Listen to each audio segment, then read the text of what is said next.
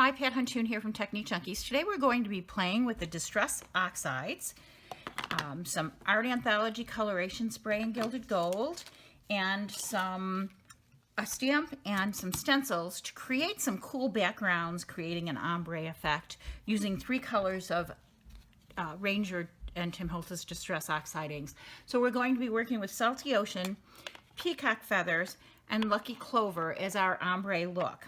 Now I'm going to be showing you how this is done on craft paper, but I've also done it on white, so I'll be able to show you both ways. And if you can see, I've been doing this for a little while today, so I've been playing around with these. Okay, so the first thing I did was I loaded the linen dots, which is the one I'm going to use right now, a linen dots stamp, into my Misty. You can use any stamp positioner. Any stamp positioner will work. This is what linen dots looks like. It's a cute little thing. It's mainly solid. It's going to pick up a lot of that color. The white dots are going to remain uncolored though. So it's an interesting stamp. So what I'm going to do, now that it's loaded in here, I'm going to put my paper in this bottom portion, line it up in the corner, and I'm just using cheap craft paper here. And I'm just going to put that right on there to hold it down. But I'm also using my corner in case I have to lift this up for any reason. So I have my stamp there, and I'm going to be layering these 1, 2, 3 colors. I'm going to start with the Salty Ocean, and I'm going to do a combination of pressing and rubbing to get as much ink as possible on that stamp. And then I'm going to use Peacock Feathers right above it in the center of the stamp. And again, pressing and rubbing. Rubbing will give you these. See these little fibers on here? That's not actually great, but so many of my stamps are used for demos and it doesn't bother me. So tap is the best way to do it, actually. And this one I'm just going to be putting on the top, and this is the clover. And you can already see the oxide effect. Kind of looks like a little cheesy there, doesn't it? So now I'm going to be closing the Misty lid and pressing just to move that color onto my craft piece of paper. And make sure I get a good application of ink. Lift it up, and I think that'll do. I think that's pretty much covered. I'm going to take it right out of there. Now, oxide inks need water to help them activate. And rather than using water, I'm going to be using Art Anthology's coloration spray. It's actually fairy dust. It's a water-based spray that has a gold shimmer to it. So I'm going to shake this side to side. I always shake anything that has glimmer in it side to side so I don't push those pearls up. And I'm going to put a piece of paper down on the work surface just to catch that. It'll help with cleanup a little bit. And I'm going to spray this all over. Now you can really see those inks activate, but yet it's going to have a golden look to it. Very watercolory. Okay, so that is my ombre look there. I think I'm going to take some of that off just to make it tighter. Very ombre, very pretty. I've also done it on white with the same colors but a different stamp. In this one I used the Snow Swirl stamp. So you can see the 726, the snow swirls. And you can really see that ombre and the gold in this. I hope it's picking up the gold on that. It's got a really beautiful golden hue to it. I wanted to show you, I did heat these 2 pieces with a heat tool and trim them down a little bit. And I just want to show you, I don't know if the camera is catching the glitter on this one or not, but you can see all the glitter in the linen, in the dots portions. All that shimmer spray is in those dots portions. It's actually so fabulous. And depending on which way you turn it, the chalkiness of the Distress Oxide ink shows up lighter or darker.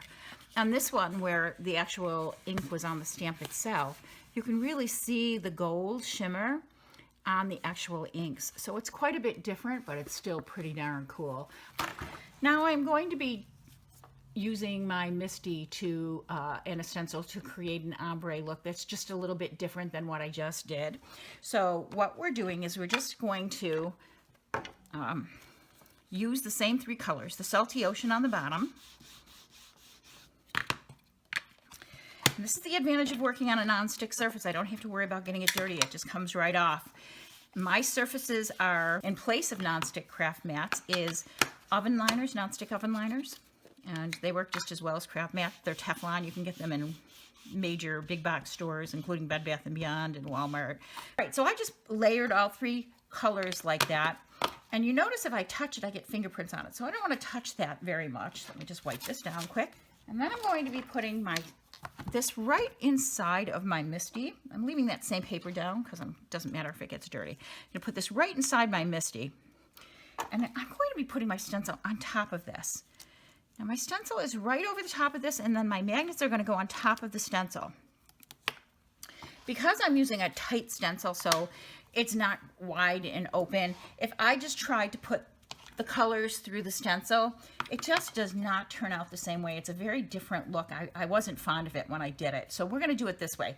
So I'm putting that down, and now I'm going to take the gilded gold and again shake it. And I'm almost out of it, but I think we'll make it through here. And I'm going to put this right over the top of this. Okay, you can already see those colors activating. Now, the stencil is actually acting as a mask with what I'm going to do next. I'm just going to take a regular paper towel and I'm going to rub.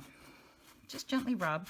I don't have to rub it all off, but I do want to rub it to remove some of that color because I want the background to look stained that same color, but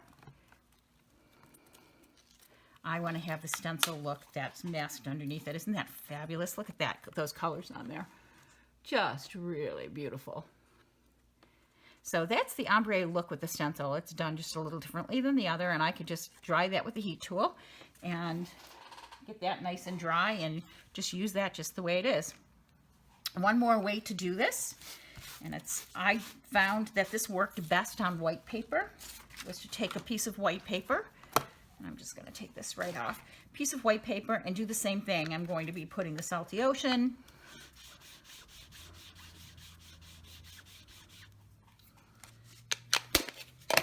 And the peacock feather.